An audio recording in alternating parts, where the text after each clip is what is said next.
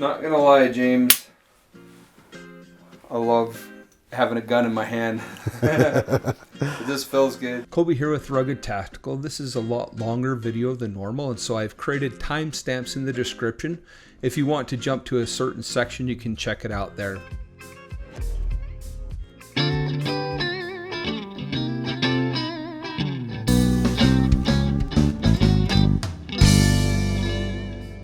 Hello, welcome to Rugged Tactical, where every trigger pull tells a story and responsible gun ownership is a way of life. We're here to help you navigate the world of firearms. Whether you're a seasoned enthusiast or a curious newcomer, you might just learn something new. And today we have a very special guest. This is actually my neighbor, James. Welcome, James, to the channel. For those that don't know you, tell us a little bit about yourself. Oh, sure. Well, I think you have me on your channel because of my experience that I have with the background in law enforcement. I've been a state trooper for close to 20 years.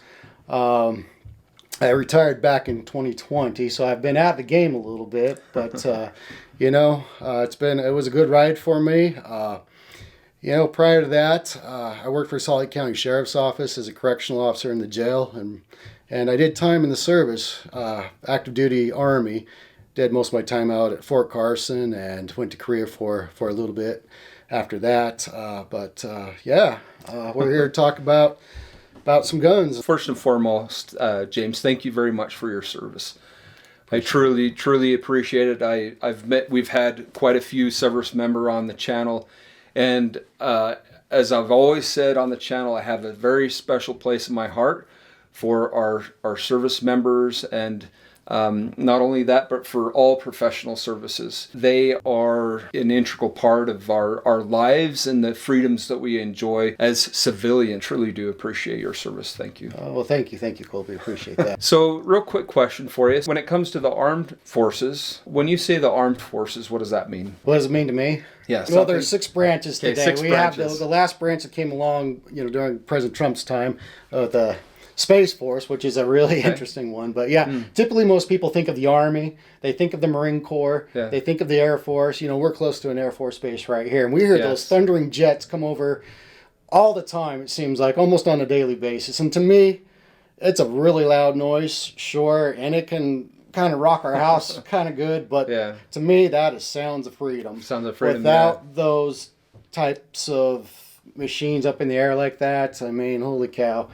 I think they're awesome. If there's one job I could ever pick that I could do, I would be a pilot in the Air Force. But that's a whole different. That's way beyond me now. But I think that'd be one of the coolest jobs anybody could ever have. That's me personally. Cool. And so, where did you serve then? So being in the United States Army, my duty station for most of the time was out at Fort Carson, Colorado. Okay. I did go for a time to Korea. Spent some time there up north at the DMZ, right there on the border where I could hear the propaganda music coming across the border, all that jazz. It was something else to be there. But the time in the Army, as far as weapons go, they train you. There's 2 sides of the Army. Either you're in a sport MOS or you're in a combat MOS. I was on a support side, but nevertheless, everybody trains to be that combat soldier, and they train you with the M16 rifle. But I had a whole score of different weapons that they trained us on. There was the M60, and that phased out because I was back in the mid-90s when that started to go out, and that replaced by the 249, the SAW. Okay. And those in the military know what that is. It's a full-on machine gun. It shoots the 5.56 round just the same as the M16. I think that's why they phased it out, so they can combine the two with the 2 rounds. Yeah. Keep it more of a consistency with that. But I think one of the coolest weapons I ever did in the military was the 50 caliber machine gun. There's just something about that. It's what they call a butterfly grip on this thing because it's just mounted, and that thing will just shoot out ammo like nothing else. In fact, when you're out on range, you got to have the guys ready to go. What they call the fire squad, because oftentimes we start little fires because of what's going on right there, and you go out on the big You got 5-ton. Everybody's out there with these paddles putting out Putting out fires the all fires. over the place. Because if you don't, they'll blaze up the whole side of the hill. Yeah. But yeah, it was good old times there. Well, that Doing sounds all kinds actually of like a stuff. lot of fun to be able to shoot those. That's just a lot of power. Do you know how fast they would cycle through? I mean, Well, this is a machine gun that we're It talking is a about, machine right? gun. So when I fired it, at least, it had every 5th round was a tracer round. Oh, So, okay. there was, you had your sight picture on it right there, but, that was only so good. What you really were looking at is that 5th round coming out, and that's what you kind of played, because you could see that tracer round going out. Yeah. Or hitting a spot, and you'd move it. You kind of Be on almost target. aim based on the tracer. Yeah, you follow the tracer around. Yeah. It was cool. Oh, Yeah, the other cool one was the Mark 19. That's the one who shot grenades out, right? Oh, okay. I remember when I was in Korea, and I was assigned. You're broken down into platoons and squads, and every squad is assigned certain weapons, and you had to become. And for whatever reason, I was always assigned either the 203, the Mark 19, or the SAW. I got pretty good on every one of those Proficient, weapons because I don't know why, but every time I was in a different squad, I always got assigned to that particular weapon. But I remember the platoon sergeant handing that weapon out to me because we had to go do a little drill thing on it. But he says, let me tell you something. There is nowhere in this building you can hide from this weapon. And when he went out and fired that, you could just see. In one of our videos, we talked with Matt, and he said that he could never get his grenade launcher to work. So is this the type of grenade launcher that he would be referring probably to? So if it's the Mark Something 19, they'd have. Yeah. Yeah. I don't know. He says, so I don't know He what was happened. probably deployed out in the desert area where the sand was just constant battle with things. I bet you they had problems with weapons all the time. Yeah.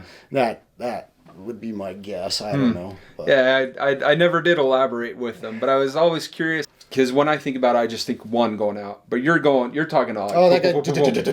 yeah, okay. So transitioning from the Army then into law enforcement.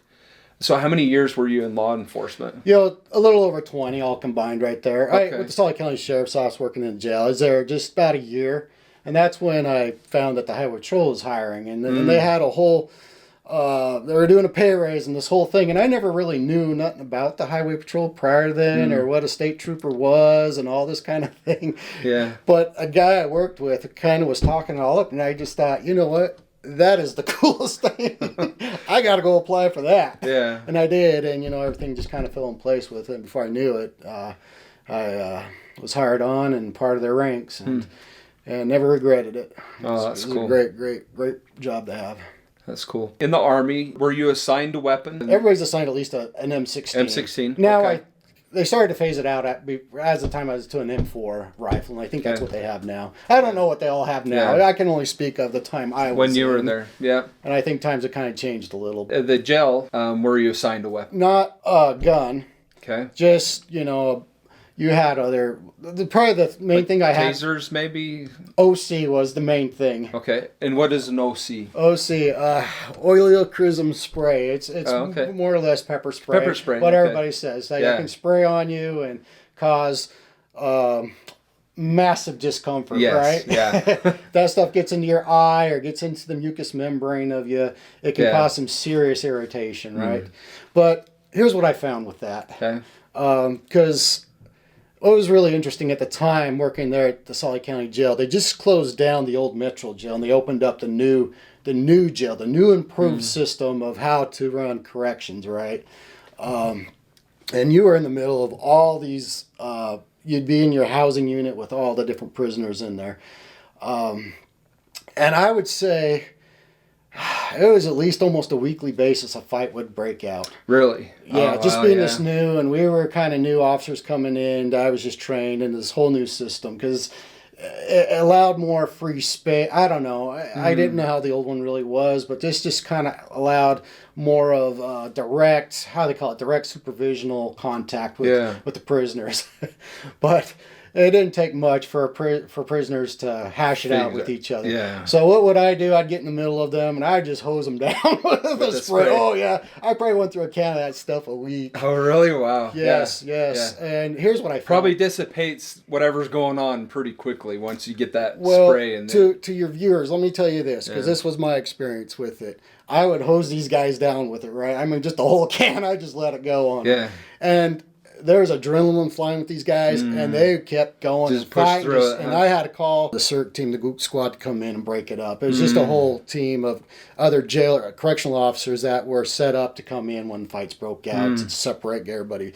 Separating, that kind of thing. And the prisoners hardly ever complained up to that point. It was until they cooled down. It took a few minutes for them to cool down. Yeah. Then all of a sudden they would just start crying and screaming like really? a little baby, like oh, And you then know. it hits, right? And it's like, well, you got a sink right there. Just turn that water on. Just the water out. Yeah. That was as good as it's gonna get for them. So Yeah. maybe if I was nice to them, I'd let them go over into the shower area and get washed off. But it just depended. But so my point with all that saying is, don't let OC, because a lot of women will carry that in their purse, thinking that some guy's going to come up to them and they're going to pull that out. The movies lie. Oh, yeah. Movies lie. They think they're going to spray him down. They're going to fall down on the ground and go, And That's not the case. that was not my experience. Yeah. In fact, let me tell you this. When I became a state trooper, I carried the OC spray for quite some time, and then I quit carrying. I never used it. Even when I got in some kind of tangle with somebody or something like that. Yeah. I just knew that it wasn't really something that was going to react on them right now if their adrenaline was all hyped up. Yeah. And because I experienced that in the jail, so I didn't really rely upon that as a viable thing to protect yourself. Yeah.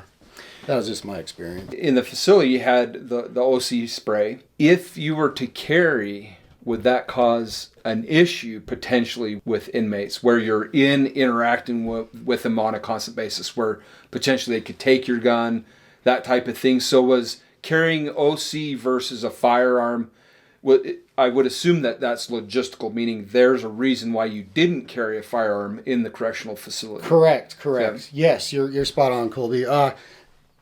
When you come into the correctional facility, any officer, even the correctional officers, you got to take that. They have lockers. You're going to put that gun away. Yeah. I can't remember if there was actually state law that prohibited it, but at least the jail had policy on that.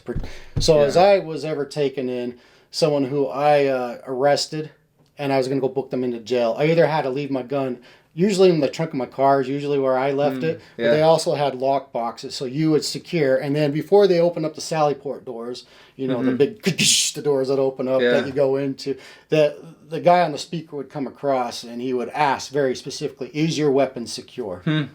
Okay. So they always checked. That was always the first thing. Yeah. Whenever they asked anything else, is your weapon secure? Yeah. Because sometimes some guys would forget and have to go back and secure it all up and stuff. So no firearm type weapons in the jail whatsoever. And that makes sense.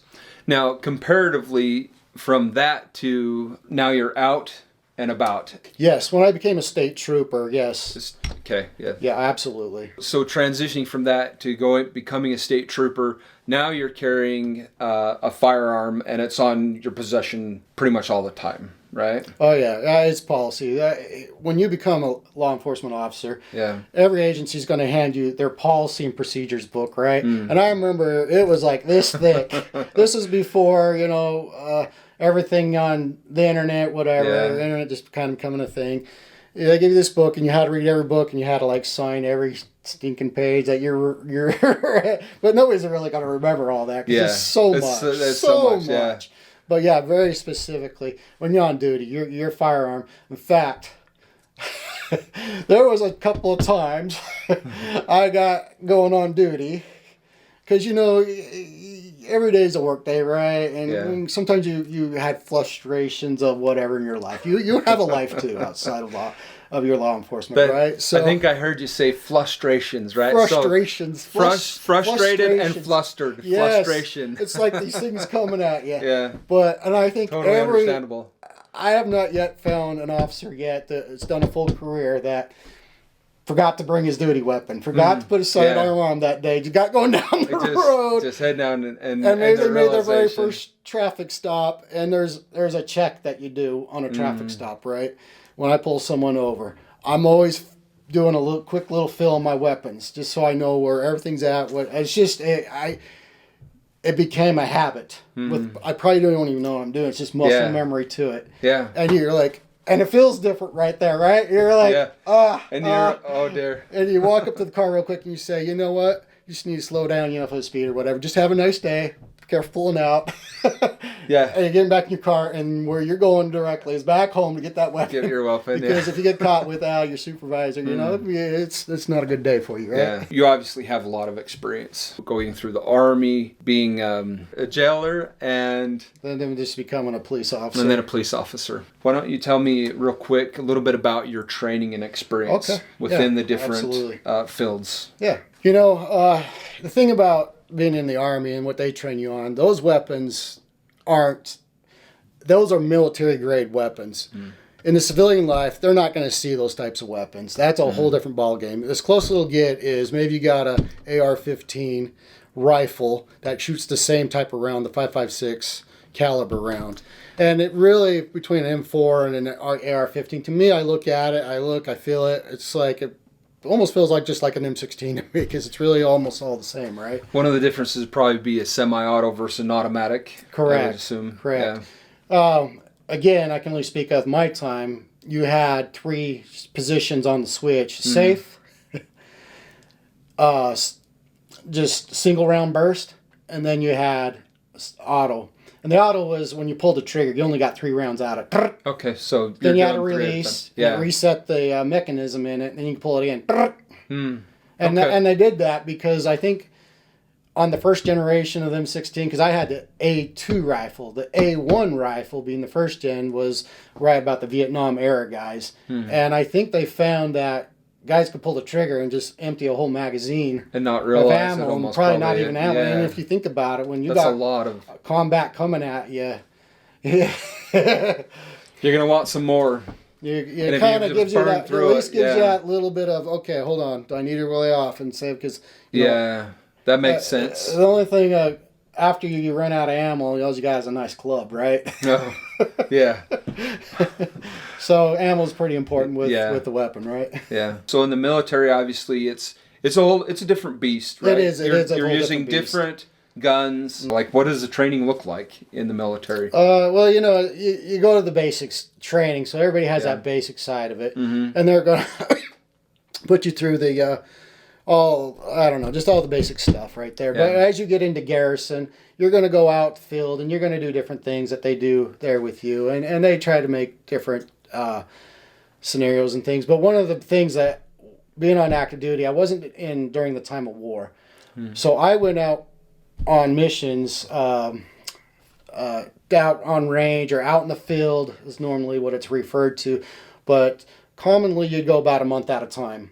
And it was full on as a war scenario. In the field experience. Yes. They brought out all armored vehicles, the tanks, the Apache helicopters. I mean, it was full on playing war out there, right? Yeah. And what every individual soldier wore was what they called miles gear, and it's like laser tag. You ever played laser tag before? It was kind of the same thing. Okay. So it had these black knob things on it that could pick up. So on the M16 rifle or on the other weapons, they all had like these things that could, as you shot blanks, it would shoot like a laser thing, and it could actually sense it. And a buzzing sound would go off, and there was a key, and the officers that were in charge, that were grading the whole thing, they had to come over and click you off of it. I mean, it was like playing war, not that you were at war, but playing war. So to be ready to go to war, that was the whole idea. But anyway, that's my whole military side of it. But my training coming into the law enforcement side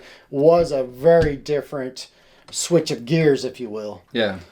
Because in the military it was all rifles and that kind of thing. I'd never handled a handgun in the military. That was more for specialized MOS, certain MOSs or certain ranks would have a handgun. Yeah. So I never experienced a semi-automatic pistol. Now I'd shot in revolvers and that kind of thing in the past, but going from a revolver to a semi-automatic pistol is a whole different game. How you're going to handle the gun, how you're going to do all that, right? Yeah. In fact, I remember the first time I shot it, I couldn't even hit the target. Oh, really? I remember when I was going to the police academy.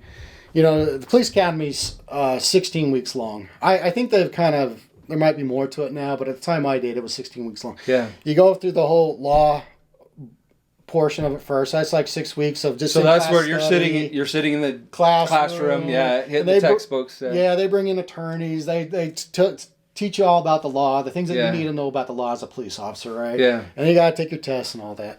And then after that, you start getting into the fun blocks of actually learning things. And one of those is actually learning how to use your sidearm, the pistol right here, right? And that was the first time I'd ever shot, something that had a sliding back arm and all that. Like, it was a whole new thing to me. Yeah.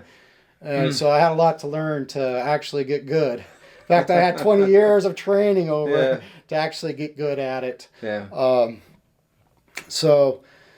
just remember that first time I was up at the range. It was actually down at Camp Williams, down there. The Army National Guard unit is down there at Camp Williams, at the point of the mountain. And we were up on the range, and the first time just pulling out to shoot it 2 or 3 times, and then just looking down, and then just thinking, I don't even think I hit the target. And I don't think we're more than 7 yards away at the time. I think, some yards, 21 pretty close, feet. yeah. Very close proximity. And but what you start to learn about this gun is how you hold it, how you use your finger for the trigger. Like, there's a lot to become really proficient and good at it. Yeah. And just not to be good at just being able to take your time and shoot it, but to be quick and shoot it. Like, that's a whole different game. Yeah. Is there anything else you would like us to learn, or with regards to your training? Oh, I'll talk along the way, some things I've learned. Because, again, it's about being able to use this quickly and proficiently. For our viewers, our gun here has been cleared. Yeah, one of the checks is always take your pinky, right? Kind of put it in there, just slide. If there's a round sitting in the chamber, you're definitely going to feel that. Maybe so obviously, James, we have a gun here sitting before us today. First of all, so what did you bring? What is this? So this right here is a Glock 17. It's Generation 4. This was the last duty weapon issued to me. When I retired, they gave me the option to buy it. In fact, the department about every 5 years cycled through a gun because, you got to stop and think about it. We spent a lot of time on the gun. We put a lot of rounds to the gun. The gun's going to get wore down. Yeah. Just as a cause of just shooting it and getting proficient with it and all that. Like, all the little springs and stuff start to lose their agility and spring and whatever else, So in the department, about every 5 years, we got a new gun. Yeah. So, my very first gun was a Beretta Cougar.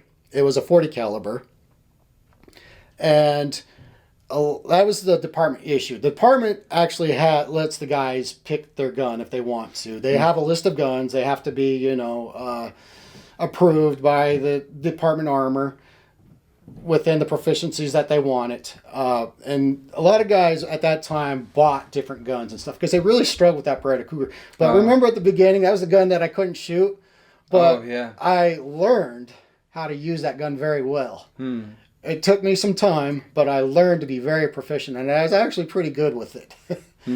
Now, as time went on, they stepped away from the Beretta side and they got into the Glock. The very first Glock that they issued us was the Glock 22. And Glock has different... But not a 22 caliber. Correct, not a 22 caliber. But a Glock 22. Yes, that's the model number. Which was still a 40, or were you moving into a 9mm at that time? We're still at a 40 caliber. Okay. 40 caliber weapon at the time. So Glock 22 and a 40 caliber. Yes. Glock 22 is the model. Glock being the gun, And a 40 caliber. 40 caliber on it. Okay. And I actually had cycled through 2 different Glocks before we actually got down to this Glock 17, which is a 9mm. Okay. I actually kind of struggled with that Glock 40 a little bit. I don't know what it was. I feel like I was better with the Beretta than I actually was with the Glock coming to Glock. And it was kind of funny because a lot of guys, when they had that option on the Beretta, that's the gun they went out and bought, was the 40 caliber Glock 22. Yeah. Oh, okay. and they were really, much more proficient with that gun than the previous gun.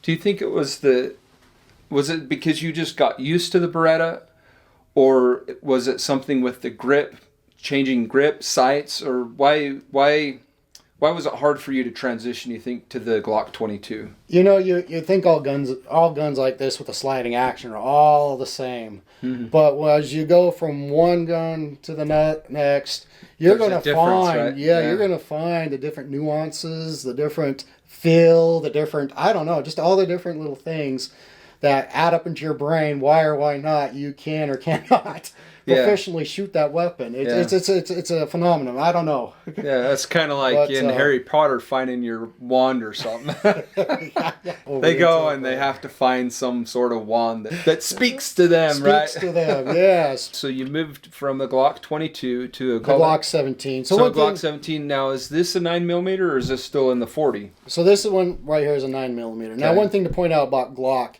is, so in the 40 caliber, it's my understanding, I didn't own the different sizes, but there's like a smaller size that's more of compact, used probably for concealed carry, because you know, the smaller a gun, the easier it is to conceal and carry, right? And then they have kind of a mid-size. The department always issued us the full size. So this particular one is the full size of the 9mm Glock. Yeah. Just to point that out. Why would someone want to carry a gun like this? What would be really your intent and purpose of a semi-automatic pistol like this? Because this isn't really a gun to go hunting with, right? I mean, you could. You could go shoot rabbits or squirrels or whatever, but it's not big game hunting. No, right? It's not big game hunting, and typically a firearm like this, you're not harvesting animals with a gun like this.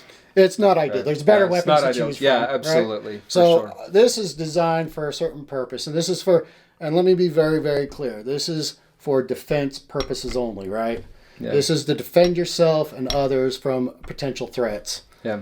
So I imagine this specific gun has a little bit of sentimental value to you coming out of law enforcement, and this being your last issued gun. Obviously, to a certain extent, it probably had a little bit of sentimental value where you purchased it because you were given the option to purchase. You didn't have to purchase it, right? Does this gun have sentimental value to you? Yeah, absolutely. I mean, I probably close to 4 or 5 years, I think I carried this about, because they're getting ready to actually go to a new gun. Oh. all new fancy stuff. It's always improving, right? But this definitely, it's a piece of you. You carried that every day. It was with you every day you were on duty. And, to get better with the gun, there's things that you do to prepare yourself as you go on duty. And maybe through the course of your duty, you might, because you really want to become intimate with the gun in a way, not a sexual thing by any means, but you're feeling that. It has to have a feel. You have to have muscle memory with it. You need to be quick with it. I mean, your life is on the line with it. So having a bond with this type of thing is better. If you're going to be in law enforcement and that's the type of job you're going to take on, you better really think that through really, really hard. And let me just share this. When I was in going through the police academy, and when we got to our weapons training, there was classroom first. And I remember the instructor, because he was talking about the mindset, being prepared to use the weapon. Because when the time comes to use it, are you going to hesitate? Because hesitation might... That's the difference between life and death in your life. Could very well. Yeah. So he was talking about it, and he pointed at me. There's like 25, maybe more people in the classroom, and he points to me. I'm like sitting on the far side of the classroom, and he says, 6 months ago, there was a female officer, cadet, coming through the academy at this time, and I was talking to the class and giving you guys all the same instruction I'm giving you now. 6 months after she graduated, she actually got into a police shooting. And he kind of went into that. So he pointed at me very specifically, and he says, I want you, but not only you, but everybody else in this classroom to go home tonight, and you got to make the decision in your mind.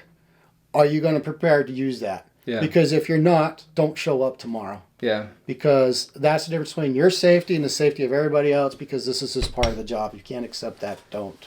Well, and not only that, that's easy to pose that question to law enforcement, right? Because you see law enforcement, they're carrying all the time. You just expect to see law enforcement carrying. And so you would expect that question to be in that class. But truly and honestly, anybody, civilians or anybody that's carrying and or has a gun in their home with the purpose and intent of self-defense has to ask themselves that question, right? And they got to be willing to answer it openly and honestly. Because if you're in possession of that gun, you got to be mentally prepared if given in the right circumstances and situation where you need to defend yourself and family or whatever, are you going to be able to pull that trigger? Yes. Right? And you got to ask that before. It's a big decision to make. It is a big decision. You got to really think on and then that I would say beyond that, once you've made that decision, then comes the training. Yes. And the repetition Yes. and the muscle memory, so that when you are in that position and that situation, you'll react accordingly to what you've previously decided, right? Absolutely. Yeah. Because think about it. Let's say you're, I'm just going in a scenario. Yeah. You always play these what if games. In law Yeah. enforcement, we were always taught, think of the what ifs. Just play those out in your mind type thing. So, I don't know, I'm an average sized guy, but I feel like, I've trained myself and whatever to be mentally, physically fit to take on and handle this gun in whatever situation comes at me. Yeah. But if you're mom at home, you got kids, and you have a weapon you decide you want to carry for self-defense, which is totally right, and I think it's awesome, and I think you should. Yeah. Think about those things. Think about, in that situation, about using it. Play those scenarios out in your head. Yeah. Give yourself time, because I think there's something about, what do they call that? Mind muscle connection. I don't know. Just whatever that is, there's a visualization to that. Yeah. So sure. when the time comes, you're prepared just to take action. You're taking action on something you've already thought of and you made a decision to do. Yeah. And so you're not talking just muscle memory at this point in time. You're talking about like mentally going through different scenarios and situations. How would I react? What would I do? And you can do that as an exercise that is very similar and pretty much the same thing, same concept, as far as taking your gun out on the range and then going through the actions of actually shooting the gun and getting the muscle memory, right? Absolutely. So that's a different, obviously, exercise that a person should go through if they have the intent in keeping a gun for self-defense purposes. Yes. Right. Yes. Why did the department transition from a 40 to a 9mm? Oh, good question. Really it comes down to simplicity. Not to sell Glock, be a salesman of Glock, but you'll find that a lot of police departments use Glock. And the reason why is it's such a simple gun to use. And if you think about it, there's a lot I have to say here about this for just a moment. If you think about it, if you're in the moment of defending yourself and you got really not even a second to respond and get a shot off, do you want some complicated gun with all these functions and all this and that? The thing about the Glock is even the safety on the safety's built into the trigger right there. Uh-huh. Your safety's always your finger, right? Yeah. But the safety on the gun, safety for the person's the finger, right? Yeah. But the safety on the gun, a lot of times there'll be some switch on the side that you got to flip or manipulate or this or that. But how simple is it that I'm just squeezing the trigger? I'm going to pick this up and show, and I don't know if on the camera, but yeah, if we'll you take look, a photo of it. Okay, so you can see. so right there in the trigger, you can see how the safety mechanism's right there. So as you pull the trigger, you're releasing the safety to pull the trigger itself. Yeah. It's all combined right there, right? So the only thing you're doing is pulling that trigger, and as the gun discharges the bullet, it's going to slide back and it's going to rack a new round into it. Yeah. So there's not much to really think about. Yeah. Now here's something I should point out. A lot of time out on the range, right? And guys tend to want to go out and buy their own fancy gun. One of the guns I saw quite often was like a 1911. Okay. It's a very common gun. The gun goes way back in the military. It's got a lot of history behind it. I've never owned one, used one, so I don't know specifically. But here's what I noticed. So when you go to qualify, we'll train all day long doing different scenarios, different things with the gun, right? But at some point, we have to qualify with the gun. We have to have qualification. We have to meet at least a minimum score to keep your job. Yeah. If you don't, hit that minimum score, you're in jeopardy of losing your. They'll work with you and give you another chances or whatever. But at some point, and they have had to fire people over that, by the way. And some people will go out and buy their different guns and try to get that right feel. Again, like that wand effect, right? Yeah. You got to get the one that speaks to you. But here's what I noticed. We're up on qualifications, right? And somebody had a malfunction on their gun, right? So here comes over the firearm instructors to help them out, clear it out, whatever they got to do to the gun to get it working correctly. What I noticed in all this, it usually was the guys that went out and bought some other gun. Rarely was somebody ever, they call it alibi shooter. We have an alibi shooter. So it means that they're going to flip the targets again, and everybody else has stayed holstered. Why that one guy who had a malfunction is going to get his shot off, right? Because he had malfunction with the gun. Which I always kind of thought, well, if you have malfunction and somebody's shooting at you, there's no alibi shooter there. So what's all this alibi shooter stuff, Yeah. I just noticed with this Glock, the guys that use this Glock, it was kind of a rare thing because it's such a simple gun to use. Quick, easy, you get shots off, and the accuracy's there. Now let me hit a couple more points why this gun. Yeah. The department will test things out, right? They'll take weapons, they'll line up the weapons they want to use, and they'll go test them out. And they said this gun right here, that fresh out of the box, not putting any oil in it, anything, just straight out of the box. They shot, I want to say it was about 2,300 rounds before the gun actually started to have some sort of malfunction in it. That's impressive. No oil in the gun, none of that. It just shows how durable this gun is. And the other things is that it can withstand just abuse on it. I mean, they took it, they threw it in the mud, they drove over it, they did all sorts of things just to see how good it was in comparison to all the others. And they said that this gun, compared to all the other weapons that they went and did all that stuff to, this was kind of head and shoulders above. In fact, I know when the Army recently went, to a new sidearm pistol that they issue out to all those that get issued that type of gun. It came down to a Glock and it came down to the SIG. And I think it was a SIG 320, something like that is what they ended up going with.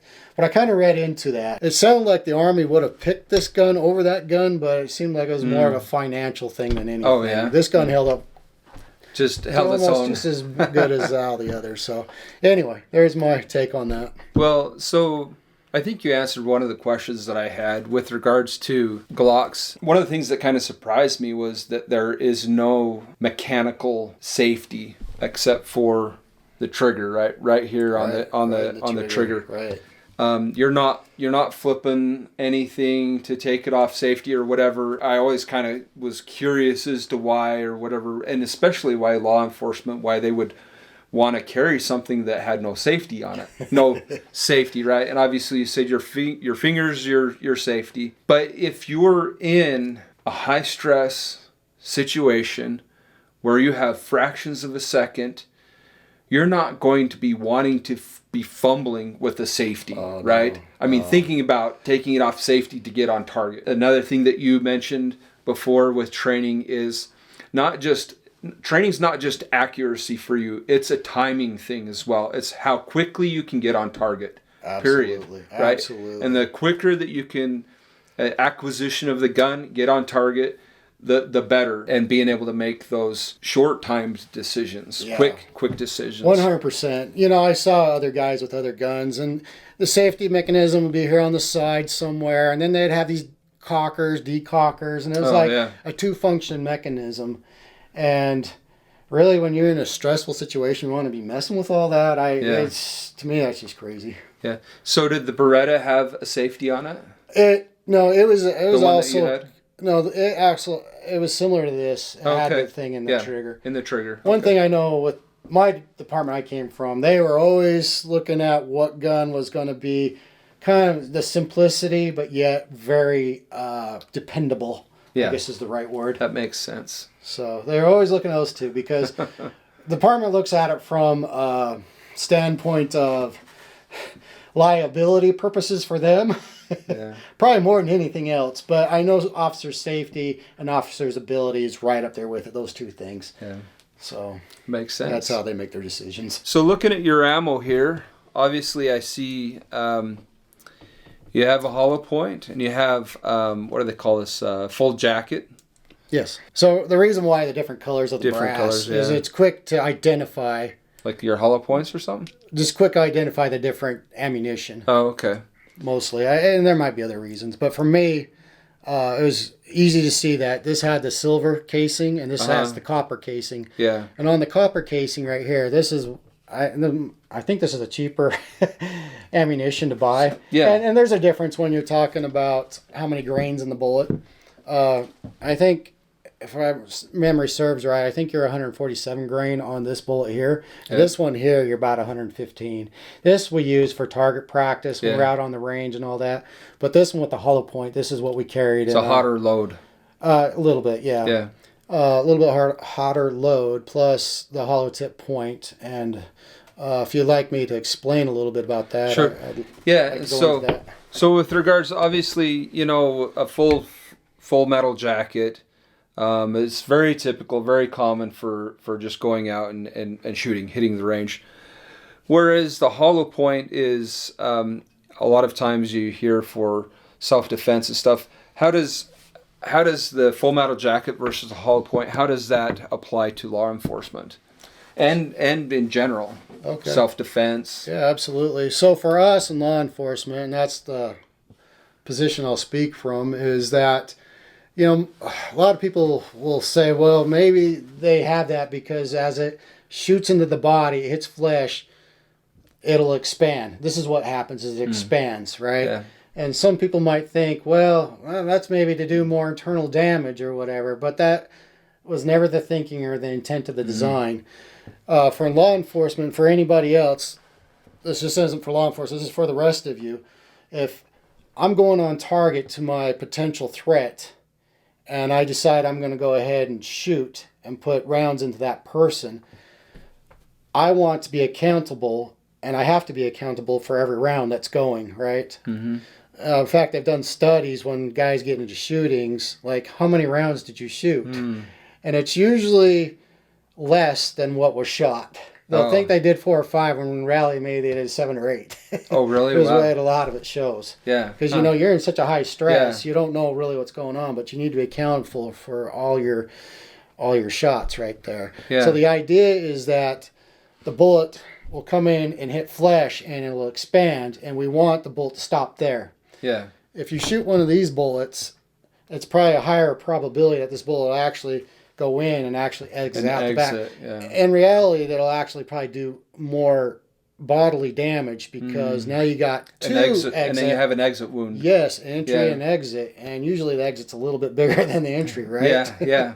And it might carry out some internal organ tissue or whatever. with it. Yeah. So really, in a sense, I think this is potentially more deadly, in my opinion, my viewpoint, what I've been told and taught and trained on it. Yeah.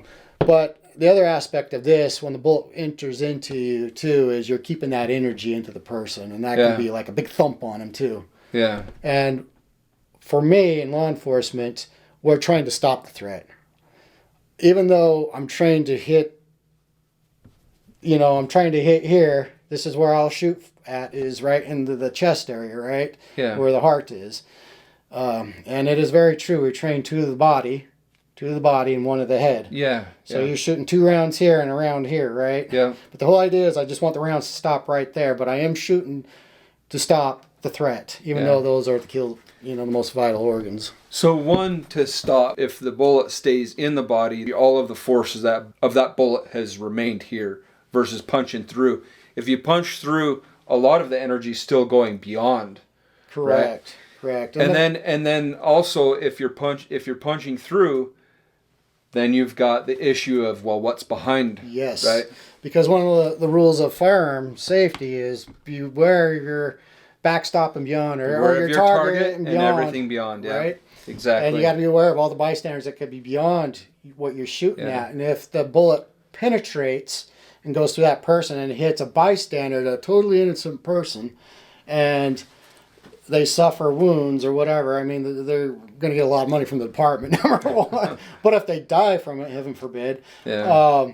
I could be charged with manslaughter, even though I had no intent or purpose. Because there's a difference between manslaughter and murder. Manslaughter, you don't need to necessarily prove the intent behind it. So you could be potentially facing something like. And that's not only a police officer. That's any individual that's shooting a weapon. Yeah. You got to be mindful of that. People don't necessarily think about that aspect, and they think maybe it's just to do more damage internally or whatever. But that's not the main purpose. That was not the intent of the design. Not at all. It was just to keep the bullet countable. Accountable. Yeah. Is the big thing. I'd like to take a moment to share about our Patreon. Our mission at Rugged Tactical is take you on a journey, experience the reasons why people own guns and how firearm ownership can have a positive impact in their lives. Support on Patreon helps us to achieve our mission. In return, patrons enjoy exclusive perks and benefits, such as early access to our videos and bonus content. Be sure to check us out at patreon.com/Rugged Tactical.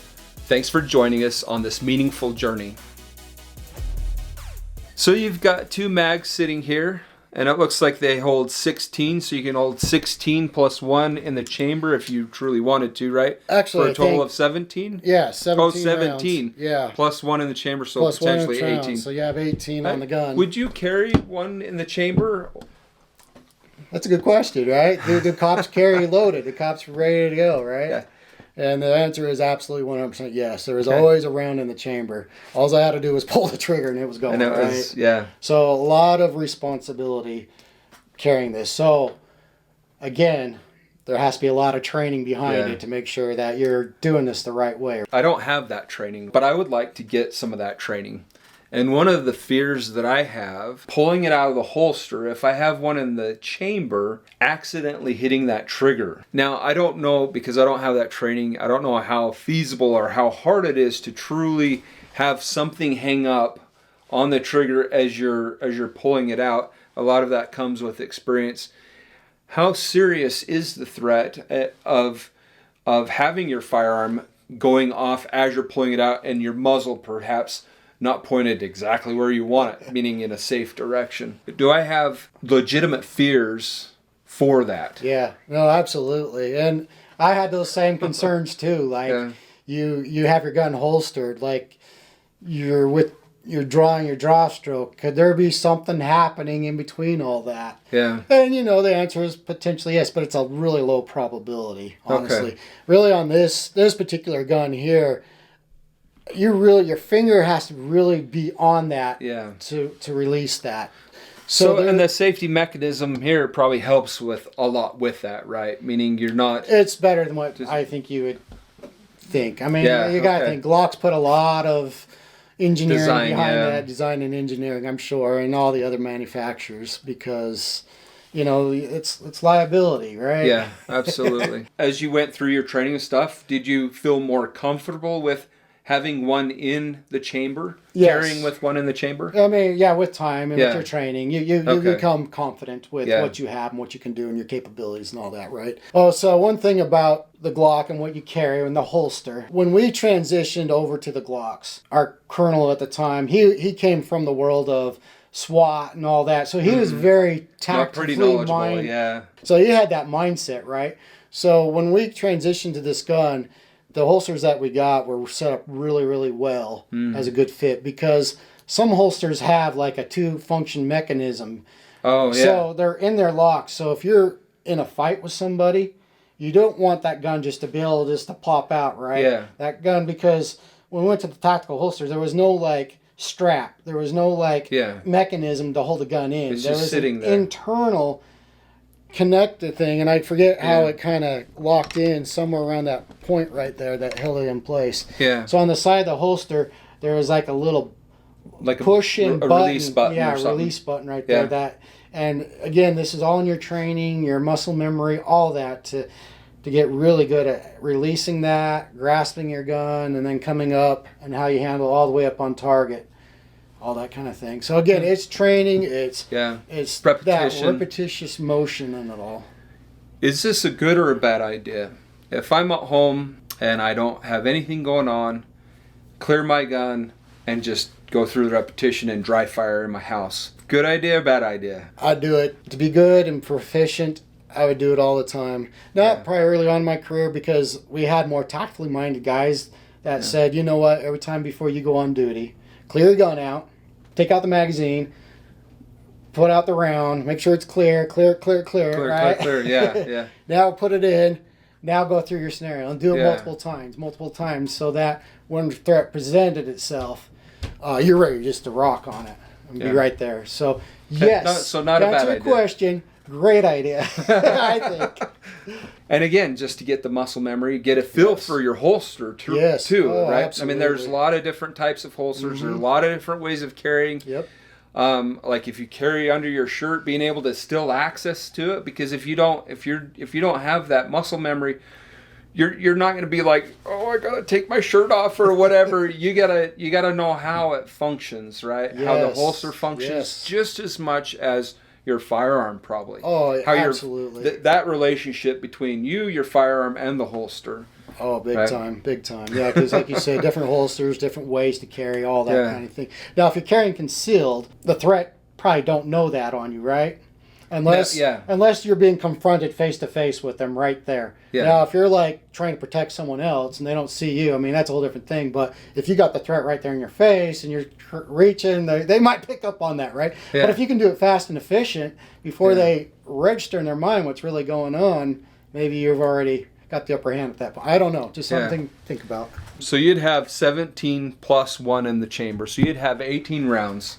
On the gun itself. And I always had our ammo sight. So I had multiple magazines I would clip. Yeah. So magazine. A lot of people so to clear that up real quick, the reason why people kind of get the confusion of magazine and clip, clip actually comes from back in World War II, the M1 Grands that the guys fought with, so the soldiers at the time, they actually had a clip that they put the ammo in, and the clip the little metal clip, right? Yep, the little metal clip, and they put it in to load it with their thumb, and get grand thumb they talked about. But so that terminology, that verbiage kind of carried over. I think it kind of did, but I remember one of the guys, when we were early on in our training, called it a clip, and the instructor... You get harassed. Oh, well, no, he yelled at him and screamed at him, and he wanted to make a point that you get it in your mind that this is a magazine. Okay, very good. Yeah. And I think I just called it a clip, didn't I? It's okay. It's okay. It takes time to get the... We just went shooting a couple weeks ago, and you can check out that video right here. You can check out the video where we did actually shoot, what was it called? I think it was like a Grand, what did you call it? A Grand? M1 Grand? Was it an M1 Grand? Anyways, so it had clips. Okay. And it had 5 rounds, and you just take the clip and you just push it down. And so there's your quick little tidbit about clip versus magazine. So here we have a magazine, which is not a clip. Where you've been in law enforcement, you've read the big thick book, so there's obviously legalities. Legalities can vary from one state to another, from one country to the next. So check your local laws. You got to know your local laws. But having that said, currently in the environment that we live, the time frame and the place that we live in within the state of Utah, what does it mean to be able to carry for self-defense, and what are the legalities behind me and using my firearm in self-defense? So first of all, the only thing that would probably really restrict you from having and carrying a firearm is if you've got felony background, type thing. That would probably stop you right there. But other side than that, you got the right to carry. It's your Second Amendment, right? What a beautiful thing. Absolutely. And I think Utah just passed a law as well. You used to have a concealed carry weapons permit, but you, from what I understand, currently you no longer need a concealed weapons permit to conceal carry in the state of Utah. Right. So there's a difference between concealed carry and open carry. Yeah. And Utah's always been an open carry. Always right? been an open carry, so Yeah. you could always carry on sidearm. There are always exceptions to always certain things. Just off the top of my head, if a private business has policies that they have no firearms, then obviously you're not going to be carrying into those businesses. Right. If a business has its policy, no firearms and that kind of thing, Yeah. it's You want to their respect private. it. It's Yeah. their private thing. They have the right to refuse your service. Yeah. And that type of thing. So just be aware of that. You don't Federal wanna be that- buildings, you can't walk into federal buildings, the post office, that type of thing, you can't be carrying. Yeah, you got to be mindful of different things in court. But most of these places that you can't, they're going to have some sort of security checkpoint. Like, Yeah. you're not going to get on an airplane these days. A lot of TSA to go through, right? Yeah. And that type of thing. So the concealed, that's my understanding. And this law passed after I left, so I haven't really kept abreast of all what other latest and greatest. But for me as a law enforcement, I always felt like when gun laws were put into place, all that was really doing was hurting the honest man. The honest man, they're going to know what the laws are. At least they're going to take time and familiarize themselves, and they're going to follow that. And I found that to be very true over my course of my career. Yeah. It was the guy that didn't care about the law, right? That is the guy who I need to pay more attention to and be more alert to, right? So somebody that's going to break the law is going to go around it anyways. I think so. That was my experience. I don't think the law's going to they don't care. Coming back then to the conversation and with regards to the legalities of using my gun for self-defense, what are your thoughts as far as that goes? Yeah, absolutely. It's a great thing. One thing in my personal, and we've already spoke of this, is you find that gun and become very, very familiar with it. Yeah.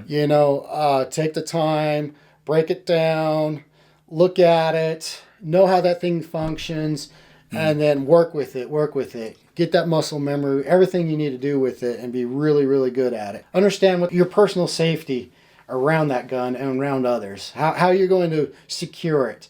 When you're at home and you got little kids, how do you secure that gun? Because you don't want your little one that's curious.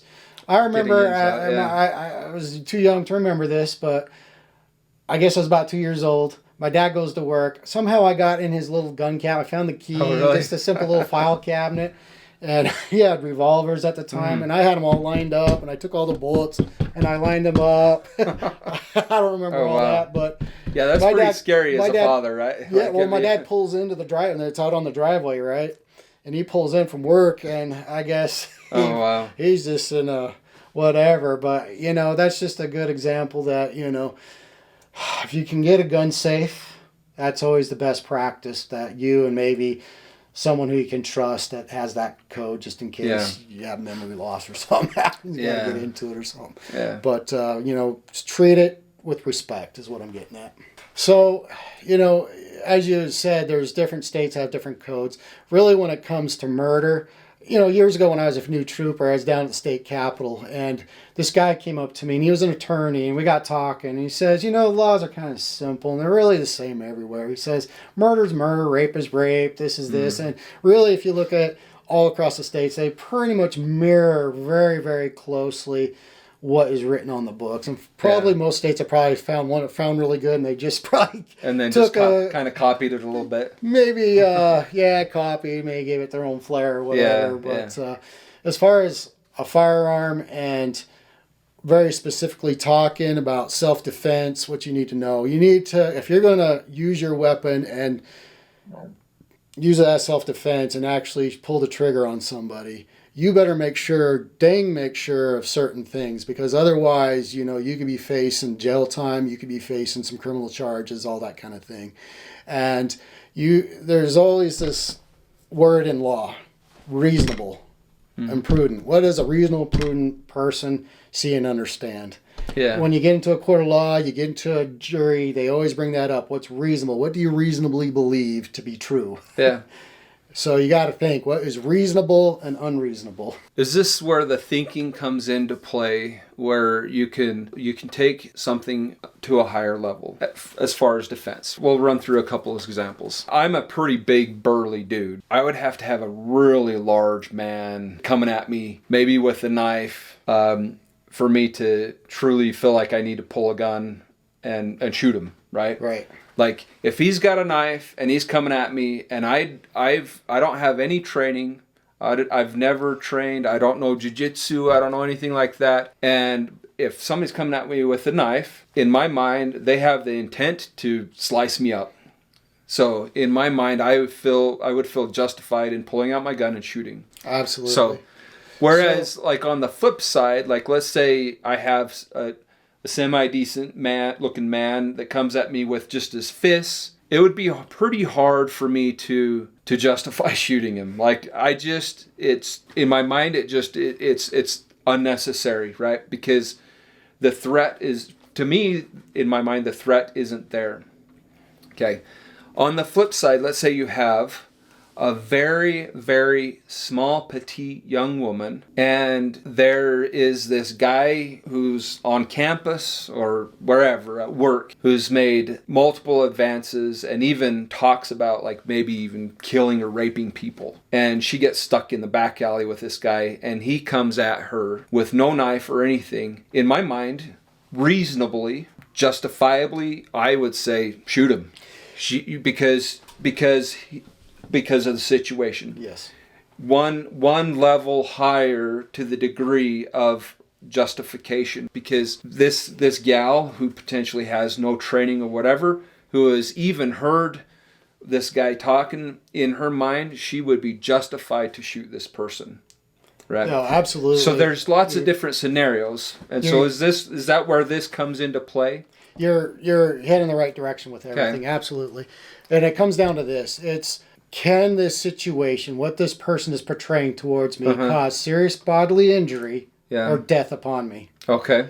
And if they've got some form of a weapon, a bat, a club, a knife, you name it, a gun, and you believe with that, the only way you're going to protect yourself is with this, I think you can reasonably state in a court of law to a jury. You always got to think, what would a jury think, right? Yeah, exactly. What's the jury? We were always told that. What would the jury think? If you were going to do something, whatever was going to happen, what would the jury think? Yeah. What can you portray, or what's your, how do you articulate your reason why you shot and pulled the trigger on that person? Could they potentially cause serious bodily injury upon you or death?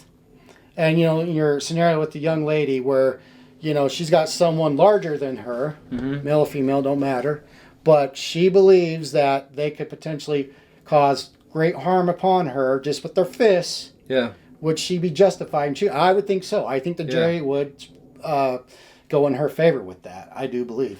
Okay. So take it one step further. You see somebody else. You see somebody going at somebody else with a knife. Am I justified in shooting this person in defense of this other person? That's a really good.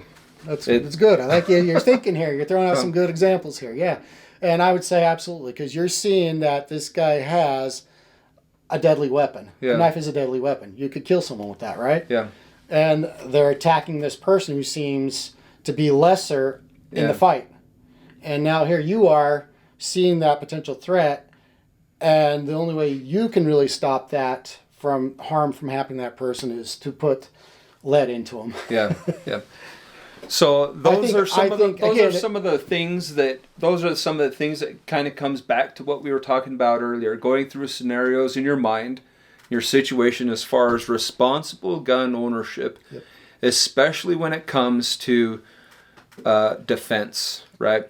Absolutely. Are you going to mentally prepared to pull the trigger in certain circumstances and situations? Anyways, so with regards to that, the law code, I think we kind of painted a little bit of a picture as to what that entails, what it means. So I had the conversation with my daughter, and it didn't go well. Okay. The reason why it didn't go well was she felt like she would much rather die than to defend herself, right? She just couldn't picture or imagine defending herself to the point where she killed somebody else, and she would rather die herself, which is, I respect what she's saying to a certain extent. And then I posed a bunch of other additional hard questions to her. What if this person was doing that to your friend? Then are you going to shoot him? You know what I mean? And this, for for a teenager is probably a little much, right? It's a little too much, perhaps, and the conversation didn't go well. But I got her thinking about if she was in the back alley and somebody was taking advantage of her, what she would do to fight tooth and nail to be able to preserve her own life, and her life is definitely something to fight for, right? And so even though it was a difficult conversation, I hope that to a certain extent she starts to think about some of those things, because it's easy for us to sometimes say, oh, well, I would just rather die. But then when you project it onto a family member or a friend, and the reality is there are bad guys out there. There are people with bad intentions. And when it comes to life, liberty, and the pursuit of happiness, when somebody is trying to take those things away from you, you have the right to be able to defend yourself. You have the right to be able to defend family and property and those that are around you. Because there are people who have bad intentions. And those are some of the things that sometimes they're hard questions that we have to think about. And hopefully I didn't traumatize my daughter too much. But at least if she's ever in a situation where she has to defend herself, at least now hopefully she will fight. Because as a father, that's a whole different ballgame when you have children of your own. Yes. And you want to protect those children, right? And I want my daughter to fight. I want her to do everything that she can in her power to be able to preserve her life, liberty, and the pursuit of happiness. Anyways, that got very dark all of a sudden. Maybe I'll just say one comment with Sure. that if you want it. You know, it's a lot to think about to take another human life. Yeah. Or to shoot at someone to stop them that could potentially end their life. And, you know, that, like I said back earlier, I had to make that decision that I would do that. Like that, you couldn't hesitate. Like the decision is already made type thing. Yeah, I never wanted to hurt anybody. No. I never wanted to shoot my gun and do that. But at the same time, if it was to defend another life or even my own, you know, it's just something you got to work through in your mind. Yeah. But yeah, it's to be traumatized. I know guys that get in, it's traumatizing to them. Yeah, it absolutely is. It's a very difficult road to go down. So I hope nobody is getting a gun that they want to actually go do that. We have this for purpose of defense only. Yeah, absolutely. Yeah, you know, if you're ever in a position that you of self-defense, it would be very life-changing, traumatizing. I can only imagine. Yeah. You know, just talking about this to be prepared with that, just getting your mind right and getting your, just everything about you right about the gun is, we talked a little bit about the visualization. We talked a little bit about, you know, the mindset, just those different things. Let me just talk about the visualization thing about that. I think people might miss that right there. First and foremost, if you really want to be good on this gun, you got to learn the foundational principles of it, right? Everything that it might seem just so simple to do and whatever.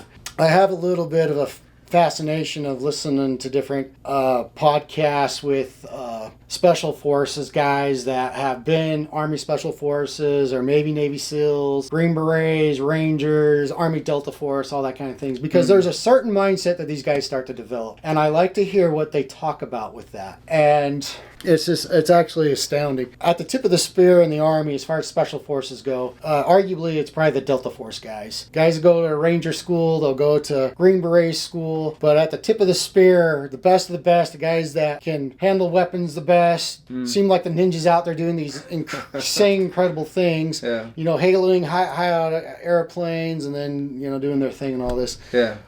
What they'll tell you, those guys, what makes them so good is they master the basics. Yeah. So know what the basics are and master them. And the way they did it, when they went through their training of Delta Force, this guy was talking very specific, multiple guys have talked about this, is they'll spend 2 weeks, all day long, all day long. They don't even go out the range and fire a shot. It's all about understanding this gun, how to draw stroke the gun, how to shoot the gun, how to trigger pull the gun, all that kind of thing right there. And they go for this every day, 12 hours a day, for 2 weeks straight, right? Before they even go out the gun to even fire a single shot out of the gun. So what does that tell you? These are the best guys, and they'll tell you we're only the best because we know how to master the foundational basics of Basics, it. yeah. So figure out what the basics are and be as good as you can at that before you really go on to better things or whatever. Yeah. So anyway, I want to just point that out. What are the basics? Well, to me, the basics are, how do you hold the gun? Okay, so holding it. I mean, most people probably don't know So how your to grip or hold and what they're going to do with that. How you draw stroke. I mean, you start out the draw stroke. Draw stroke right is there. pulling it from the holster, right? How you grasp the gun right there. As you can see right here in the gun, it's got this lip right there. Yeah. And you can see particularly on this gun, it's got the grooves right there. So this gun is made very simple. Again, a simplicity, right? Yeah. Where you're coming in right there with the gun, grasping it. And notice how my finger is on this right here. Mm-hmm. I can tell when I watch movies or I watch people handle guns and I see their finger down here. Like, I know they haven't had no formal training. Yeah. Guys that have had formal training, they have discipline with their finger. There's discipline in the finger because, over the course of 20 years, I've had my gun pointed at people numerous times with intent to shoot them. Oh, wow. If I go out on a felony stop or Yeah. I've chased someone down, it was either a vehicle chase. I've had multiple vehicle chases over the years. I've been in foot pursuits, or I've been over fences chasing people through backyards, through the woods, whatever. Finally get on them, I've had my gun pointed at them. Yeah. Either they comply with my commands, or I'm not going to shoot them until they put a threat against me. They do. I'm gonna Then you light them up. Yeah. But again, just coming back to the very foundational basics, how you start to grip this gun. And are you okay if I pull this up? Yeah, absolutely. Yeah, let's do it a little. Yep. Okay, I want to make sure clear. Yep. Clear with that. Nothing in the chamber. We got the slide back right there locked, coming up on it. So for me, right away, you can see how I'm holding it right there. But most of my grip is going to actually come from this other hand right here with it. I'm actually going to come up and I'm going to put my thumb facing down towards the threat, down towards the target. And I got both thumbs right there, coming up right there on it. And I'm holding my gun right here like this. Yeah. Now, the thing about this gun, you can see right here, there's some grooves in it. So this can be set up tactically with all these fancy gadgets on it. And one of the gadgets I had was a tack light right there, so for nighttime purposes, and it just had a little switch right there. So if I was at night, I could switch it real quick. And this is just all muscle memories. So as you're coming up right there, now, as far as holding the gun, this hand right here, really my most purpose is my trigger control with this. Yeah. This hand is doing the majority of the holding of the gun. Now, some people will say you got to be like 60-40. You don't know percentages. What you know is what the pressure is. And once you become so good at it, multiple times shooting at this thing, you're going to get that feel for it. But anyway, that's how you're coming up on target right there. Yeah. And there's probably more to it. I don't know if we want to go to it more of a standing and demonstration or... Yeah, we can. All right, so real quick right here, I've got a 9mm round and I've got a 40mm round. And you can see, I don't know if the camera shows it, but there is a bit of a difference. The 40 caliber maybe is a little bit bigger rock, if you will, than a 9. And you can almost kind of feel the weight difference just slightly in the two. Now, why would the department want to go from a 40, which probably has more velocity, more put down power, what have you, down to the 9? They did a lot of research on this. A lot of data came back to show that they kind of re-engineered some things about it. I don't know really the ins and outs, but they said it's almost just as effective of what this round is. When I carried this round right here, I could only put 15 in the magazine, 1 in the gun, so you have 16. When we were carrying the 9, we had 2 more in the magazine, so it gave us more ammunition to be able to go and fight the fight with. But I think the biggest thing might have been a cost difference, because they said it was in the like $50,000-$60,000 difference annually going down to the 9 from the 40. So even when I go to the store and I price this difference, you can see the difference in the two. So just a quick little note about that. You know, when you're looking at tax dollars and stuff like that, obviously cost is a huge part of whatever it is, right? Oh, absolutely. Yeah. You know, it's just your personal expense. Maybe that's why I like a 22 so much, because it's a lot cheaper thing just to go out and shoot, just go have fun, right? But as, you know, you're taking on more of a seriousness with what type of weapon that you want to carry concealed or with you for self-defense purposes, you know, a 9mm really truly is a really good, in my opinion, a weapon to go with, that type of caliber. But a 40 is good too, and a 45, I mean, just know that you're paying more. It's just a bigger rock, could do more damage, whatnot, but you know, you can carry more ammo with the smaller. So this is just offset, I guess you get with it. Yeah, trade-offs, right? Talking about this, coming back to it, good fundamentals, just how you want to hold this gun, how you want to, because the whole idea is to be as fast and as accurate as you possibly can, without diminishing your fundamentals, your accuracy, your handling of it. You don't want to be picking up bad habits through how quick you can be with the gun. You know, I've had over 20 years going to the range multiple times a year. Probably if you add up the hours, I'm sure it's well over 1,000 hours of training hours on this gun right here. Not particularly this gun, but guns similar to what was all leading up behind it that we've talked about prior into the video. So the first thing I'm going to talk about right here is how to properly grip and hold this hand. If you notice right here how I've got my finger going along right here along the slide lock of the gun, just above the trigger area right there. When I look at people, when they handle their guns, that's the first thing that'll catch my eye right away. If somebody's got their finger like this, it kind of indicates to me real quick that they've had some level of firearms training behind that, because a good firearm instructor is going to harp on finger control and where your finger is. Just a quick little story. One of the first police chases I got into in a vehicle chase was going northbound I-15, going from Weaver County to the Box Elder area, chasing this car. I got into a position where I could actually do what's called a pit maneuver on the vehicle, where I could, you know, spin the car out of control and make it spin out. When I got out, and of course my camera, my video is all going on this because I'm getting scrutinized by my supervisors after the fact, because they're going to look at everything. But my supervisor was one of the department firearm instructors. In fact, I think he was the head armor of the department at the time before becoming my supervisor. And when he was reviewing the video, when I came out on gun to the suspect and I had it pointed right at them, if they're going to comply to me or not, he noticed, he made point that I had good finger control on it. I mean, he pointed that out real quick, which kind of made me feel good.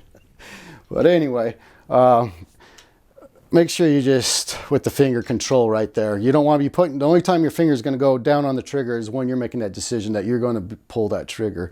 Otherwise, you're up here, because the safety ultimately is your finger, even though the gun might have some mechanism, and those mechanisms can always fail. But with this gun particularly, I'm going to hold it up right here. If you can kind of see on the trigger placement right there, you can kind of see how that safety is right there on the trigger. As it depresses, that's what's going to release and make the gun go bang. Right here, right now, I've got the slide lock back just for safety purposes of what we're doing right here. On this gun, it's really simple. You only got 3 different mechanisms on it. You got the trigger with the safety. You've got the magazine release right here. And I've got an empty magazine. I'm just going to put it in and just use the button right there to release. See how quick and easy that was to release? When you're in a combat reload, that's all you're going to do is release that. Go to your second mag, get it in there, and get back on the gun. The next mechanism is just a slide lock release right there.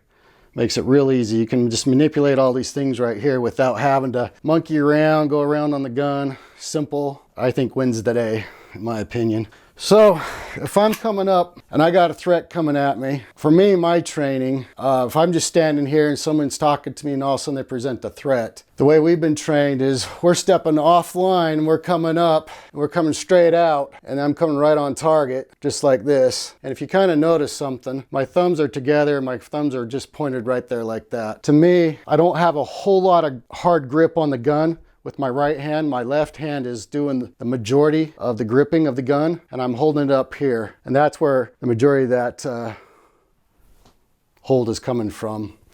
Now, one thing too is you know, these are just simple things you can just start doing just right here. It might seem not very doing nothing, but I'm telling you, if you notice one thing, I'm not going like this.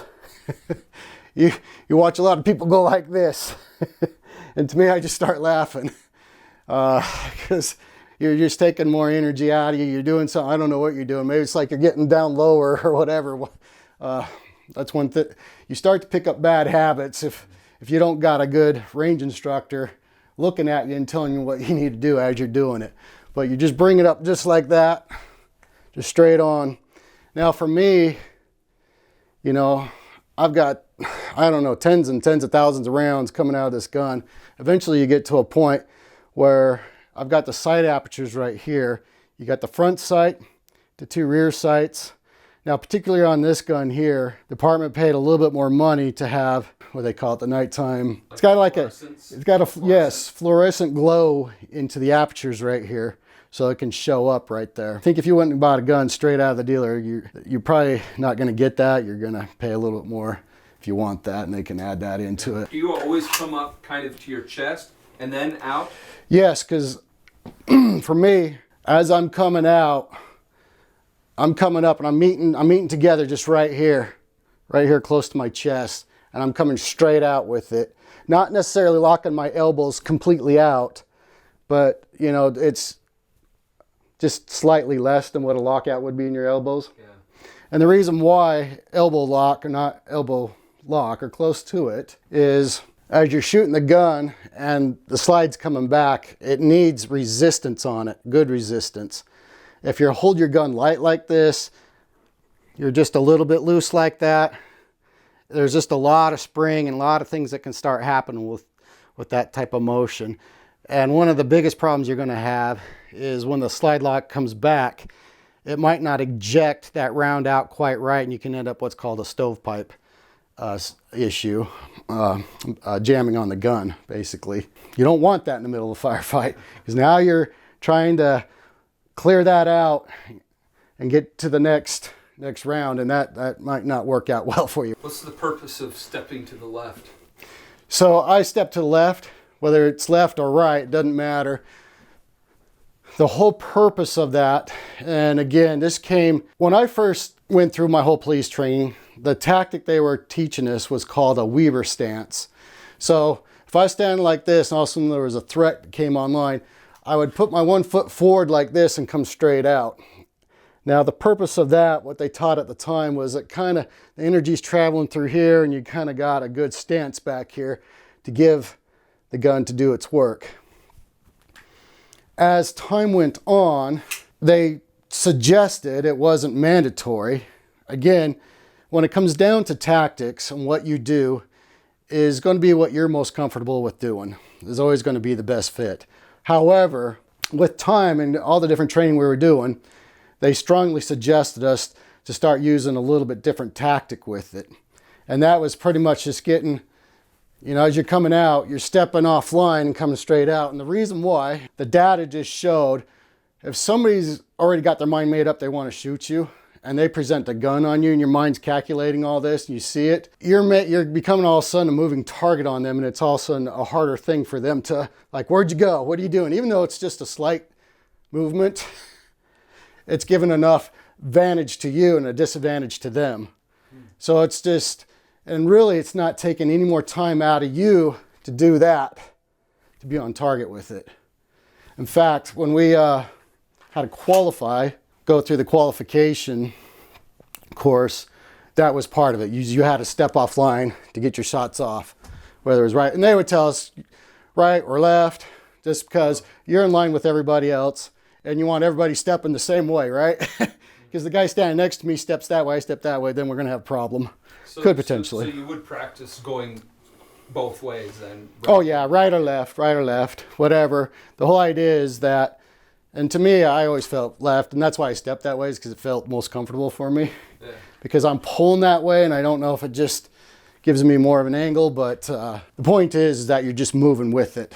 Yeah. You're becoming the moving target, making it more difficult for them. As a police officer, you'd carry one in the chamber, in concealed carry, do you also carry one in the chamber, or do you recommend to carry one in the chamber? Yeah, absolutely. Now for us, again, this gun, it's just one mechanism of a pull of a trigger. Most people in their guns are going to have it on safety. They're going to have some safety switch. They're going to have something. So it's like a 2 mechanism thing to actually pull the trigger, or a decocker and all this. I don't know. But for me, yeah, you know, because I was a police officer, I kind of had a different umbrella of criteria I kind of fell under as a result. But I really didn't carry much off-duty concealed, and that was just a personal choice. There's a possibility that that could vary from one state to the next, meaning how many steps are between you and firing, right? Yes. 1 or 2 steps or whatever. So that'd be something to check your local laws as well with regards to concealed carry, and if there are any regulations with regards to how many steps before you can fire the gun. Right. So I think so. That'd be something to check in. Because I'm not as familiar with my gun, I haven't gained the confidence of carrying with one in the chamber. But I've heard time and time again, if you're going to carry, they say cocked and locked, right? and so the whole and granted, you know, obviously with the Glock, there's not that safety mechanism to where it's locked other than your finger, which is your safety, right? Right. So yeah, I mean, the whole point if you're carrying is that it's for self-defense purposes, right? Yeah. And you want to be ready to go. You don't need. The thing of it is when somebody is really presenting a threat towards you, you just the time element that you have just really isn't there. So again, as quickly and as accurately as you can, get on your gun, get it on point, and squeeze that round off. And here's the second thing I need to talk about is trigger reset. And I'm not familiar with all the other weapons and if they have this or not, but Glock has it. And trigger reset is, let me come back to this. Let me just make sure I'm cleared out. Clear. I'm just going to kind of point. Can I point this way? yeah. So on trigger reset, when you squeeze, so when you pull the trigger, this ain't going to do it because it's not discharging a round after I pull the trigger, but you're going to hear a click. That's the hammer falling. And as I bring the trigger back just slightly, it'll do it like a little, just you can feel it in the finger. It's something you have to learn to feel that. And it's just a slight little click. And what it's doing is just internally just setting the hammer, the pin just right again for the next round. So you're not coming all the way off the trigger and doing that. Because when you start coming all the way off the trigger and you're coming back on again, chances are very, very great you're going to start doing what's called trigger slapping, which means you're going to start pulling this way with it every time you do it. And the further back you are, the more you trigger slap, the more off target you're going to start becoming. If you're a right-handed shooter like me, you're going to start seeing your rounds start going this way on the target. They're going to start coming this way and they're going to go quickly off the target when you're sitting there trigger slapping. So the only way you're going to be really good with that is getting on the range, getting your magazine all loaded up, and just do it slowly. Just let one go out, just slowly let it come back. You can feel it, then just squeeze it right back again and just practice that. Just slowly let it go until you just really start getting the rhythm and you feel that. Because you want to get really good at that, because we train as 2 of the body, 1 of the head. And I want boom, boom, boom. You know, I want boom, boom, boom. It's just going to go quick like that. And to be able to go quick and stay that accuracy, the only way you're really going to do it is feel that trigger reset. So that you can move. Extending your finger all the way. You're extending it just enough to where the trigger's reset and then you're right back onto it. Correct. And again, it's a feel. You can feel it in the gun. I can feel that right in the gun. It's almost like a little click. And when I got hearing protection, I don't really hear the click, but I can just feel it in my finger right there. It's just enough. But again, when you start slow and then start to build up the speed with it. So go get you a couple boxes of 50, 100 rounds of it. Put them in your magazines, have them ready to go. And just slowly do that. Boom, boom. And with some time and feel that, you're going to start mastering that down quite well.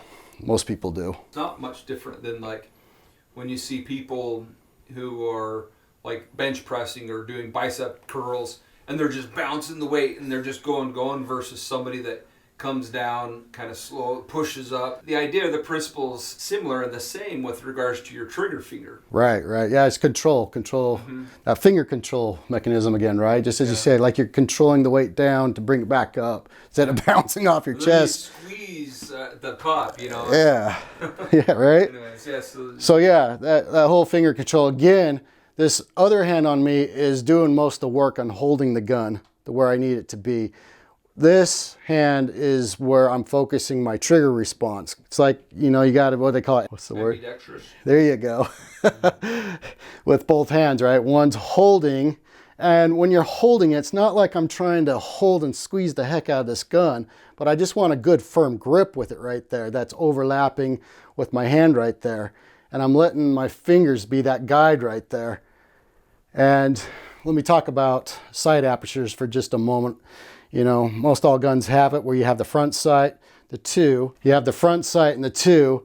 And what you're basically doing on this particular gun is you have them little dots right there. And you want them 3 dots to be aligned right there. The focus is, find your dominant eye that you use. You focus on front sight. It's front sight, front sight, front sight. Using your peripheral vision on the back 2 sights. The back 2 sights, front sight's got that as the primary focus.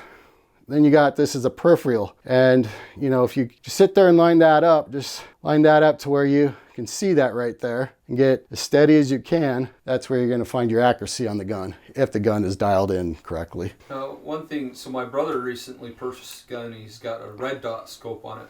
Now the interesting thing with the red dots is because you don't have that front and back sight, so really the dot, you're just placing it on your target. And it's as simple as that. Like you put the dot on the target, and so you're actually looking beyond your gun and seeing the dot on the target, which I think is quite interesting. And a lot of people, I think that's probably why they love red dots so much, is because now you're not having the focus kind of issues of front sight, back sight, putting the front sight on the target, you know, whereas your red dot is just literally out there sitting on the target. It's cheating. Actually, you know, if you got technology to your advantage, take it. However, here's the problem. If you're always, and that's all that you ever use, and you don't take the time to learn how to use sight apertures correctly, that fails you. That fails. It's not working. Now what? What are you going to do? Yeah, it's technology, right? It can easily go out on you. Take the time and learn the sight apertures. Yeah, you can red dot it all day long, whatever. And I'll tell you this.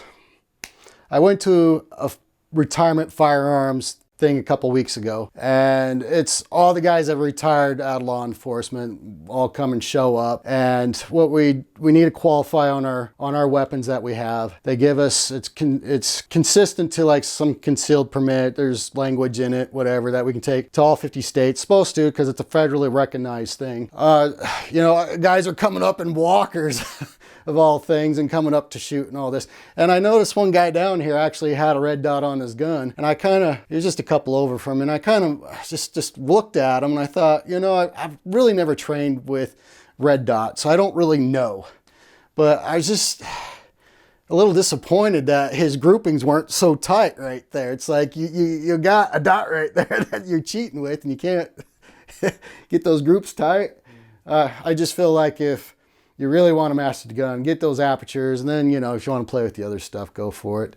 I'm not against it by any means. I'm just saying that I think a real true marksman is going to go what's there with the gun and learn it well. How can I practice dry firing at home? So one thing, when I was going on duty, I'd get all geared up, I'd put on my gun belt, I'd have everything on, and we were told to do a few draw strokes and do some dry firing with the gun prior to coming on. It would just get us a mindset, be ready for the gun. Because anytime I ever made contact with anybody, the first thing I would always look at is what are their hands doing, because hands kill. Hands are what can do something to you to hurt you.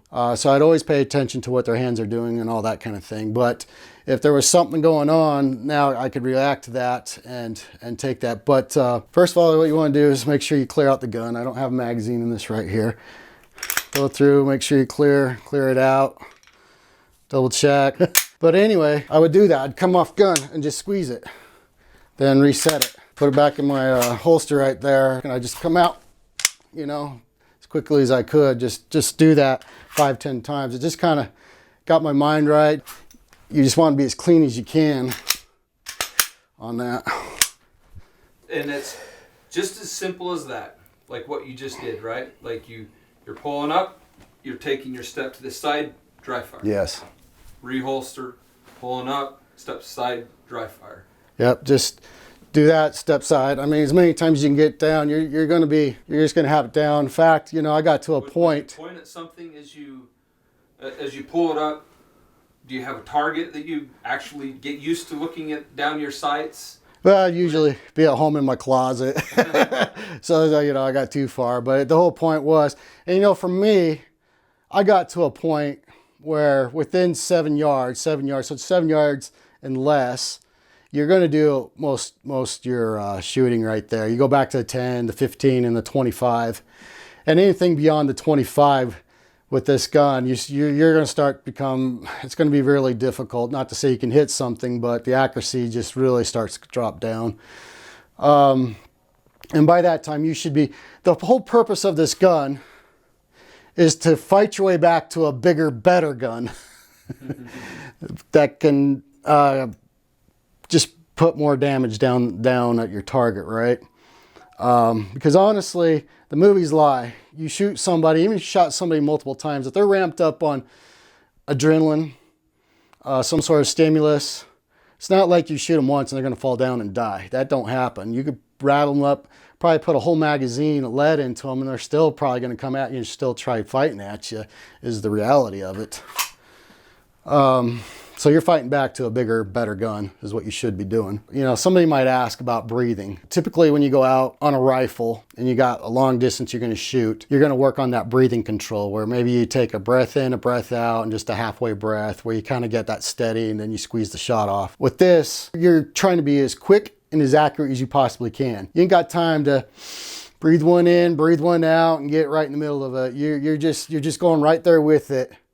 Now, let's say you made some shots. You come down here, one thing, you know, we're always looking left, looking right, do a quick check behind us. And that's when you might want to get your breath right. Take some deep breaths because you just shot at someone. You're going to have a dump of something going on with you. It's just guys talk about that. It's just like something just drained right out of you. I've never experienced it, but I hope I never do. What about speed? When I watch people shooting and they're doing the time beep, beep, beep, you know, and they're just pulling this gun out, like I would worry about like shooting my foot or my leg or something as I'm pulling it out. A lot of it probably has to do with your finger, right? Finger control as you're pulling it out. But I mean, some of the people, I think to myself, how can they shoot that fast? And like, at what point in time does it become unsafe, or is it unsafe? How do you practice getting on target at a quicker pace? You know, one thing with that, I think the holster has a big thing to do with it. The type of holster I got on right here is just like a simple concealed carry right there. If you're in speed shooting, they're going to have a holster that's just made better just to get out, draw out, coming on, and getting on target right there with it. Again, that's just a repetitious thing, because I see what you're saying. You know, I don't grab right. And if I can remember way back, it seemed like because it's not something, it's new to you, right? Yeah. And you're trying to fish around and figure it all out. And back then, the type of holster I had actually had like a strap over it to hold the gun into place. So you had to like snap it, get your grip onto it, and you bring it out and coming on point with it. And you would think that maybe that strap wouldn't really slow you down any, but I noticed when we did with those buzzer control things, because we would do that where they'd beep us where we're coming out of holster, coming up on point and getting the shot off, because it goes from when it goes beep, now you're moving to do it, and then what stops the time is when the shot goes off. And then they tell you how fast you are, right? I remember when we transitioned from that type of holster that had a strap on it to one that didn't, it was just a side button release. I didn't think it'd be that big of a difference, but it was like, I don't want to say it was half a second, but you know, it was significantly different. I was quicker to do it, and everybody else was. So it just kind of shows that, type of holster, how you're going to, the tacticalness of it, it makes a difference in the speed. Holster makes a huge difference. I absolutely think so. And just how something so simple as a strap slows you down substantially. Let's just say in speed world of come from holster up to shoot, if you go from I'm just saying this as an example, second half down to a second, like that's huge. Like half a second is huge. Yeah. You wouldn't think that, but in a gunfight, fractions of a second matter. Even more so the reason now to go back to cocked and locked or whatever, one in the chamber, if you're actually having to rack it, I mean, that's a full second at least. I mean, and maybe that's something to talk about real quick is just mechanisms on the gun, because on this one particularly, I have the mag release button right here, and then I have the slide lock right there. So the slide lock can be manipulated quickly with my thumb. If I have to come back like this, and if you think about it, when I'm pulling it back, I'm doing all this with it, right? But when it's locked back, my thumb's on it, there's just a slight cant on it right there. On this particular gun, I actually have a little bit of extension grip on the back side of it. And that, when I put that on there, it actually helped, because when I was talking about the finger slap thing, it actually helped center me just a little bit better when I put that on there. So I wasn't quite so pulling to the left right there. Just something about help get my trigger a little bit more clear on point with it. So there's all these little mechanisms you can do, things to the gun to help manipulate, to help make you a better shooter too. What kind of maintenance is involved with the Glock? With this gun right here, as long as you keep it clean, very little. And I think that's why they chose this particular weapon is, again, when they first were testing it out, dry out of the box, no oil in the gun, it took like 2,300 rounds or something like that before it actually started having malfunctions on it. You keep it clean, you keep it properly oiled. You don't want to over oil on the gun, the barrel, on the side of the barrel and all that. Treat it like a baby. Keep it clean, keep it well. It might save your life someday, right? The guys that are probably the tip of spear when you talk military grade people, those special forces guys, when they go into training with these types of weapons, they'll spend hours and hours just on dry firing the weapon, just how to grip it, how to hold it, how they're moving, how they're manipulating, even before they go to the range and even shoot a single shot, just to get that real fundamental basics of holding, gripping, squeezing the trigger, all that down to a science. And I found, the more time you just kind of spend with that, the better you're going to be once you get out and start putting rounds out there. Because, let's face it, it's expensive to buy ammo these days. And, some of you will probably just go shoot a box of ammo. Usually when we went and trained, we shot probably 400 or 500 rounds easy in a day, if not more. Sometimes it just depended. But, and I don't think most people have that luxury. There are some people out there, I think, that do or whatever, but... Yeah, for the average person, definitely don't have that luxury of going and again, that goes back to 22s. Why 22s are so much fun, because you get to shoot the gun, and you don't feel like it's breaking the bank. Exactly. Right? I got to a point where I could draw out, and with 7 yards and less, I didn't need to use the side apertures. I just knew when I came out and on point right there, I could get my grouping pretty tight. 7 yards and less on target where I need to. Now, when I had to move up for a headshot, now I was going front sight, giving that little extra microsecond, whatever it was, just to focus on that and make sure I got that headshot just squeezed off just right on the target. But just know that took me a long time to get there, because when I first started out, the very first time I went and shot a semi-automatic pistol on range, I didn't even hit the target. I think I was 7 yards away when I did that. So I go from not being able to hit the target years later, being able to do it where I don't need to really even rely upon my sight aperture or anything. I just know I'm going to get it right there. But that's thousands and thousands of rounds later to get to that point. I believe most anybody with enough proper training and all that, you'll get there. You can get there with it. And I found the female officers, they were really good shots. Really good shots. It was the most interesting thing to me. Their groupings would be really tight, and they usually scored pretty high, most of them. And I maybe it's just the finesse that they have, just naturally, to be able to do that. So, in other words, don't think you're a big, strong man, got to manhandle that gun to death. There's a certain finesse you got to have with it to get good with it. That was a common theme with my grandpa because he used to teach hunter safety. He always talked about the female shooters, how well they did. And when I was doing a video with my sister, she says, well, it's because we keep our eye on the target. I believe it. And so if you are watching the bullet hit the target, if you've got that follow through, I think that's probably where a lot of it makes a difference. My grandpa said it's because the female shooters would listen. When he would give an instruction, they'd follow the instructions, and they did what he told them to do. I think so. Right? Yes. And so you couple that along with what my sister was saying, was that they keep their eye on the target. So you get the follow through of following instructions, the follow through with perhaps like coming up on target and then watching that bullet hit the target.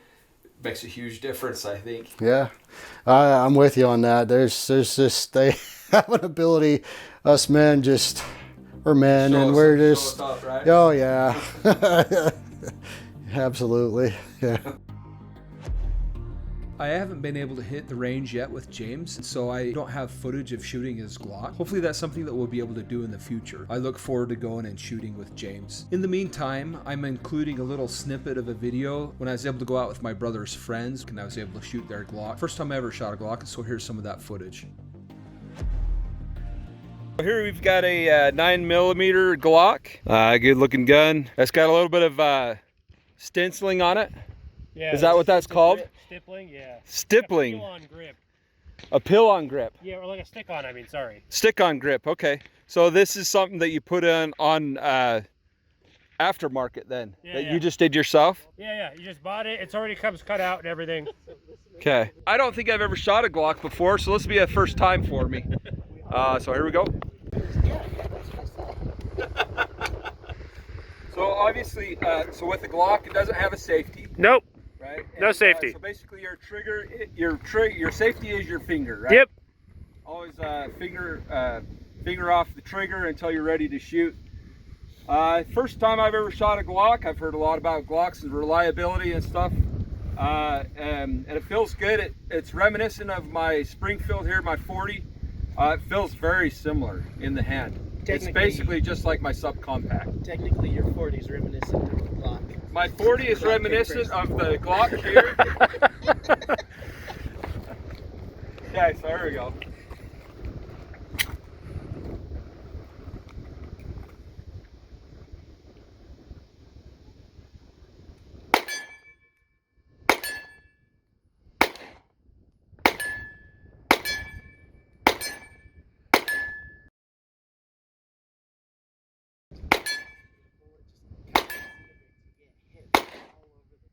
Oh yeah, in an almost perfect straight line.